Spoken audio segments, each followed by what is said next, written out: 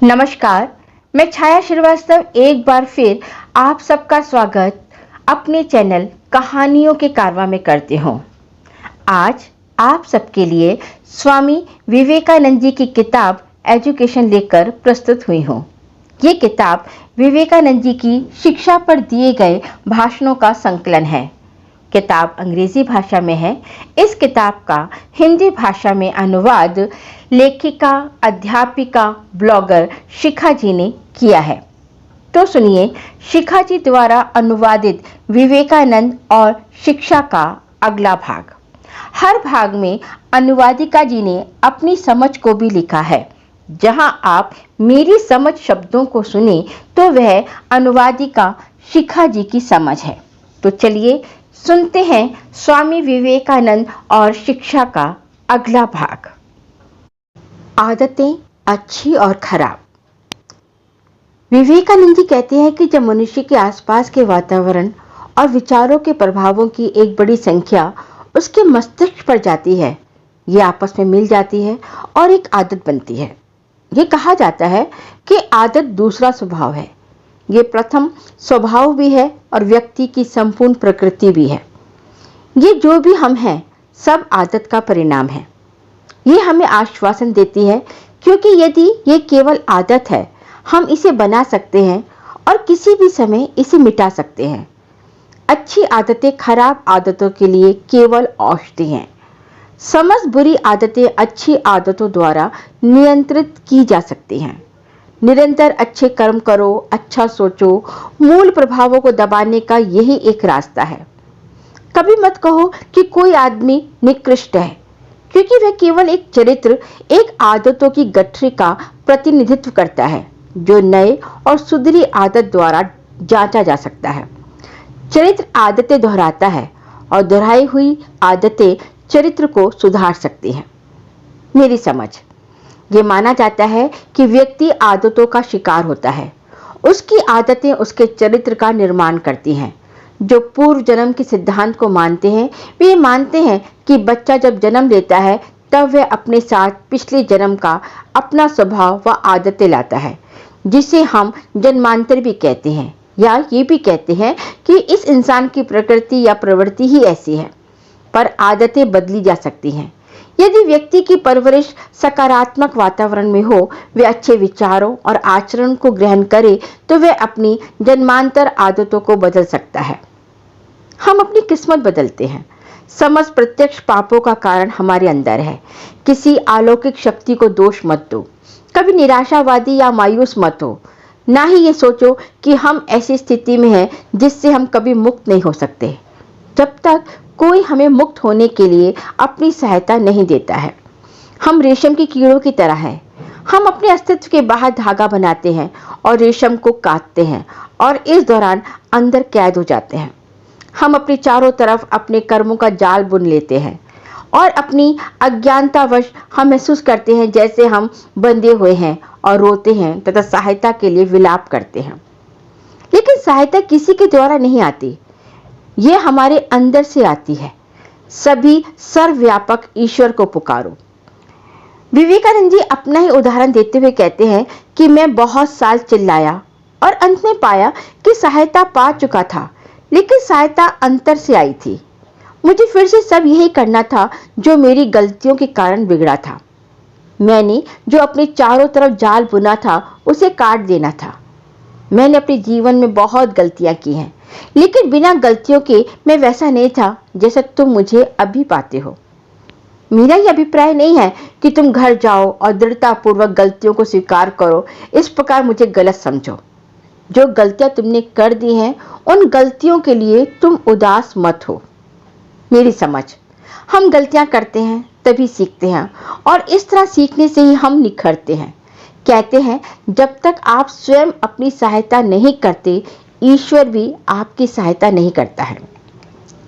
हम अपने को परिस्थितियों, आदतों और लोगों का गुलाम बना लेते हैं और अपने को दुखद और खराब स्थिति में फंसा पाते हैं, पर उसे बाहर निकलने की कोशिश नहीं करते हैं। पर यदि पूर्ण आत्मविश्वास के साथ कोशिश करें तो एक नहीं अनेक दरवाजे खुले दिखेंगे। अज्ञानतावश गलतियां, हम गलती मानते हैं और हम कमजोर हैं क्योंकि हम अज्ञानी हैं। हमें अज्ञानी कौन बनाता है? हम स्वयं। हम अपने हाथ अपनी आंखों पर रख देते हैं और रोते हैं, यहाँ अंधेरा है। हाथ हटाओ। प्रकाश मनुष्य आत्मा की स्वयं देदीप्यमान प्रकृति के रूप में सदा विद्यमान है। विकास का कारण क्या है? इच्छा। जानवर कुछ करना चाहता है पर अनुकूल वातावरण नहीं मिलता, इसलिए नए शरीर का विकास होता है। कौन इसका विकास करता है? जानवर स्वयं। इसकी इच्छा शक्ति। ये इच्छा शक्ति महान है। तुम कह सकते हो यदि ये महान है तो मैं क्यों नहीं कुछ कर सकता हूं? पर तुम अपने बारे में बहुत कम सोच रहे हो। अपना अतीत देखो। तुम अमीबा से मनुष्य बने हो। किसने बनाया? तुम्हारी अपनी इच्छा शक्ति ने। क्या तुम इसके सर्वशक्तिमान होने से इंकार कर सकते हो? वह जिसने तुम्हें ऊंचाई तक पहुंचाया है। अब तुम और ऊंचे जा सकते हो। तुम जो चरित्र बनना चाहते हो तो अपनी इच्छा शक्ति को दृढ़ करो। मेरी समझ। कहा जाता है कि दृढ़ इच्छा शक्ति के कारण चींटी भी पहाड़ पार कर जाती है। फिर हम भी अपनी इच्छा शक्ति से अपने चरित्र की कमियां क्यों नहीं दूर कर सकते हैं? हमें अपनी इच्छा शक्ति को दृढ़ बनाना चाहिए। अपने चरित्र का निर्माण करो। स्वामी विवेकानंद कहते हैं, यदि तुम घर आते हो और टाट के कपड़े पर बैठते हो और भस्म लगाते हो और बीते हुए जीवन पर रोते हो क्योंकि तुमने कुछ गलत कदम उठाए थे, कि तुम्हारी सहायता नहीं करेगा बल्कि तुम्हारी इच्छा शक्ति को और कमजोर हो जाएगी। एक कमरे में हजारों वर्षों से अंधेरा है। तुम उस कमरे में जाते हो, अंधेरा देख रोने लगते हो, विलाप करते हो। क्या इससे अंधेरा दूर हो जाएगा? एक माचिस की तिल्ली जलाओ, उसी क्षण अंधेरा दूर हो जाएगा। अपने संपूर्ण जीवन में यही करते रहोगे कि मैंने पाप किए हैं, बहुत गलतियां की हैं। ये किसी भूत को बताने की आवश्यकता नहीं है। रोशनी में आते हो, शैतान उसी पल चला जाता है। अपने चरित्र को विकसित करो। अपने वास्तविक स्वभाव को तलाशो। उसे पुकारो जो दीप्तिमान है, चमकदार है, सदा पवित्र है, जिसे तुम सब में देख सकते हो। मेरी समझ। सारे जीवन अपनी गलतियों पर पछताते रहो पर उसे सुधारने के लिए कुछ नहीं करो। हाथ पर हाथ रखकर बैठने से कुछ नहीं बदलेगा। अपने जीवन में रोशनी स्वयं लानी होगी। आप ही स्वयं अपने को बदल सकते हो। व्यक्तित्व का विकास। व्यक्तिगत आकर्षण शक्ति। तुम देखते हो कि हमारे चारों ओर क्या घट रहा है। संसार एक प्रकार का प्रभाव है। हमारी शारीरिक ऊर्जा का भाग हमारे अपने शरीर को सुरक्षित रखने में प्रयोग में आता है। इसके अतिरिक्त दिन रात हमारी ऊर्जा में प्रत्येक अंश दूसरों को प्रभावित करने के लिए प्रयोग में आता है। हमारे शरीर, हमारी बुद्धि और हमारी धार्मिकता, ये समस्त निरंतर दूसरों को प्रभावित करते हैं। इसके विपरीत हम भी दूसरों से प्रभावित होते हैं। ये सब हमारे चारों ओर चल रहा है। एक ठोस उदाहरण लेते हैं। एक व्यक्ति आता है, तुम जानते हो वह बहुत ज्ञानी है, उसकी भाषा बहुत सुंदर है, वह तुमसे 1 घंटा बात करता है लेकिन तुम पर अपनी कोई छाप नहीं छोड़ता। दूसरा व्यक्ति आता है, वह कुछ शब्द बोलता है जिसका शब्द विन्यास ठीक नहीं है, व्याकरण में भी त्रुटि है, पर वह तुम पर अपनी अमिट छाप छोड़ता है। तुम में से कई ने ऐसा अनुभव किया होगा। अति स्पष्ट है कि हमेशा शब्द अपना प्रभाव छोड़ नहीं पाते हैं। एक छाप छोड़ने में प्रभाव का केवल 1/3 भाग शब्दों और विचारों का होता है और व्यक्ति का अपना 2/3 भाग होता है।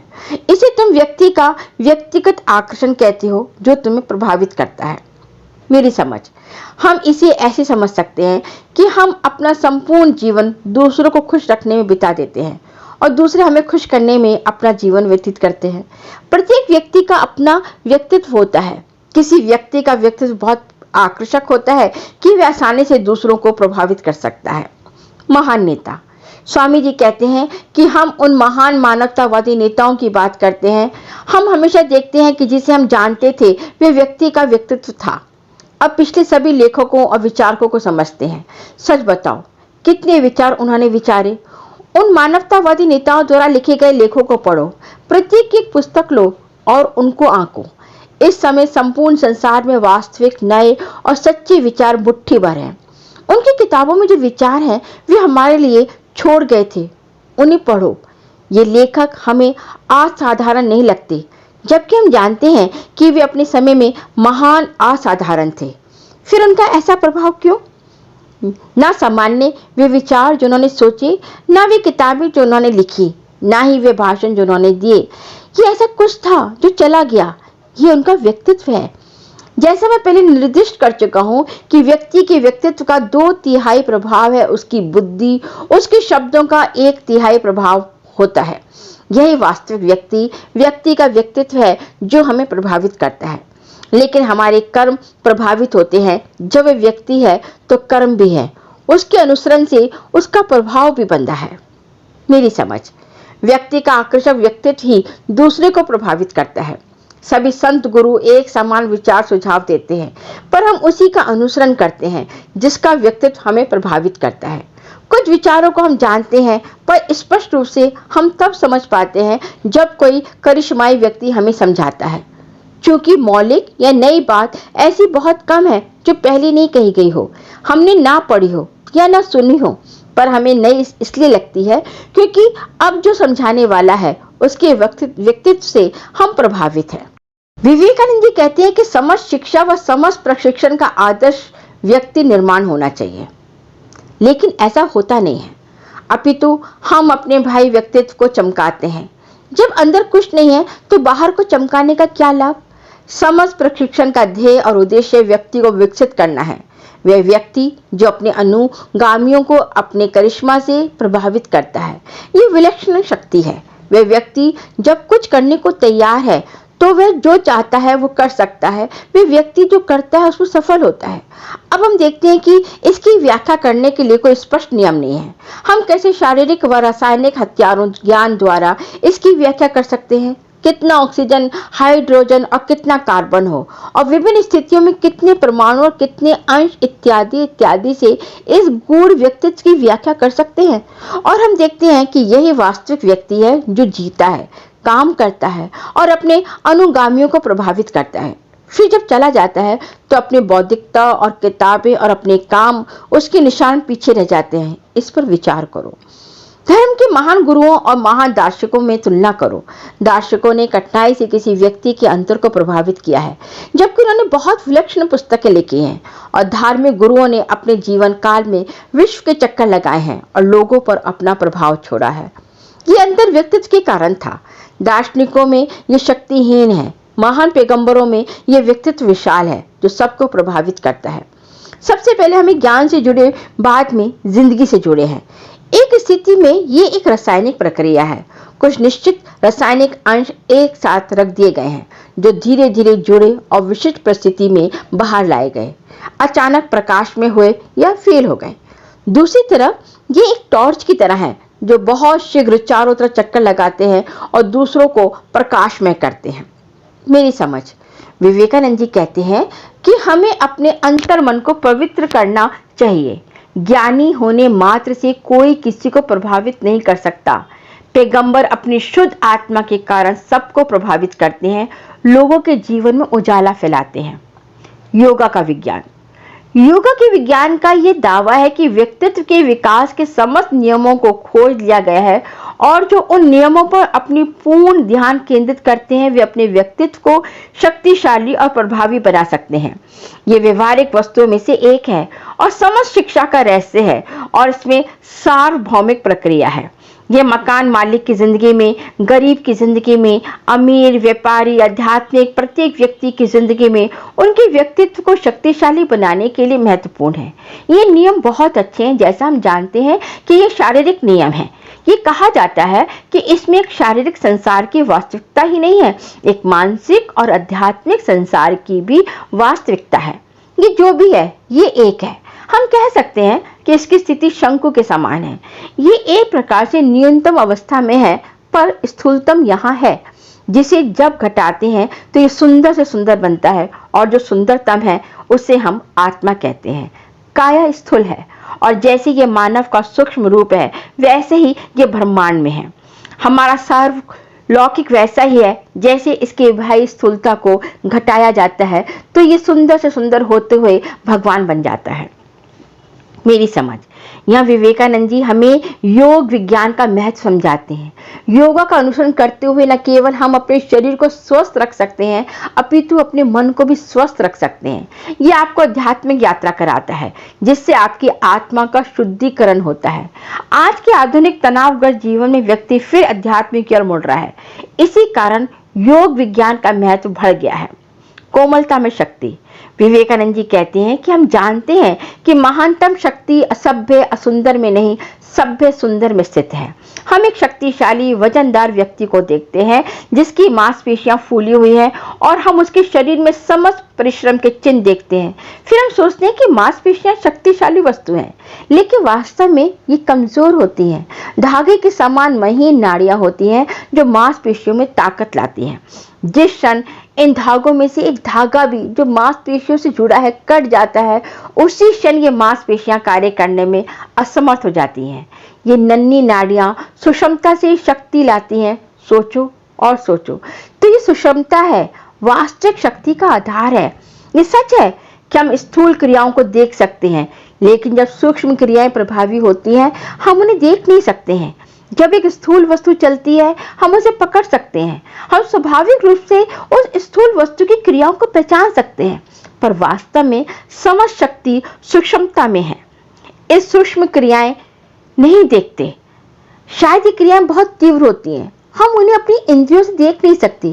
किसी विज्ञान या अन्वेषण द्वारा हमें इन सूक्ष्म शक्तियों को पकड़ने में सहायता मिलती है जो अभिव्यक्ति के कारण होती है। यह अभिव्यक्ति भी दबाव में होती होगी। झील के बिल्कुल नीचे से एक बुलबुला आता है, उसे आता हुआ हम नहीं देखते हैं, पर जब वह धरातल पर फटता है हम उसे देख पाते हैं। स्वामी जी कहते हैं, इसी प्रकार हम तब विचारों को समझ पाते हैं जब वे विशाल रूप से विकसित होते हैं, जब वे क्रिया बनते हैं। हम निरंतर ही शिकायत करते हैं कि हमारा अपने विचारों और क्रियाओं पर नियंत्रण नहीं है, पर यह नियंत्रण कैसे हो सकता है? अगर हम सूक्ष्म क्रियाओं को नियंत्रित कर सकते हैं, अगर हम विचारों को बनने से पूर्व या उन्हीं क्रियाएं बनने से पहले उन विचारों की जड़ों को थाम सकते हैं, तो ये संभव है कि सबको संपूर्णता से नियंत्रित कर पाएंगे। यहाँ एक उपाय है जिससे हम विश्लेषण कर सकते हैं, खोज सकते हैं, समझ सकते हैं और अंत में उन सूक्ष्म शक्तियों व सूक्ष्म कारणों के साथ उन्हें बांध सकते हैं। इसी से केवल संभव हो सकता है कि हम अपने ऊपर नियंत्रण कर सकते हैं। वे व्यक्ति जो अपने मस्तिष्क को नियंत्रित कर सकता है, वे किसी भी अन्य व्यक्ति के मस्तिष्क को नियंत्रित कर सकता है। इसी कारण पवित्रता व नैतिकता धर्म के पात्र होते हैं। एक पवित्र नैतिक व्यक्ति का अपने पर नियंत्रण होता है। सभी दिमाग एक हैं, एक दिमाग के विभिन्न भाग हैं। वे व्यक्ति वह है जो जानता है कि ब्रह्मांड की सभी मिट्टी एक ही मिट्टी के ढेर से है। वह जो अपने मस्तिष्क को नियंत्रित कर सकता है, वह प्रत्येक मस्तिष्क के रहस्य को जानता है। उसका मस्तिष्क सबसे शक्तिवान है। मेरी समझ, हम अपने मस्तिष्क के गुलाम होते हैं। उसके निर्देशन में ही हम अपनी सब क्रियाएं करते हैं। हमारा मस्तिष्क विभिन्न विचारों व समस्याओं से भरा रहता है, अतः सही गलत को समझना कठिन होता है। अक्सर वह हमसे ऐसे कार्य कराता है जो हमें नहीं करने चाहिए। जैसे हम जानते हैं कि हमें क्रोध नहीं करना चाहिए, लेकिन हमारा मस्तिष्क नकारात्मक विचारों से भरा है और वह हमें शांत रखने के स्थान पर क्रोध कराता है। विवेकानंद जी के अनुसार योगा वह माध्यम है जिसका अभ्यास करते हुए हम अपने मन मस्तिष्क को नियंत्रित कर सकते हैं। वे ये भी कहते हैं कि जब आप अपने मस्तिष्क को समझ सकते हैं तो किसी दूसरे को समझना भी आसान हो जाता है। धन्यवाद। तो कैसे लगे आपको विवेकानंद जी के विचार? अगली मुलाकात विवेकानंद जी के और विचारों के साथ होगी। धन्यवाद। तो मिलते हैं अगली मुलाकात में शिक्षा और विवेकानंद।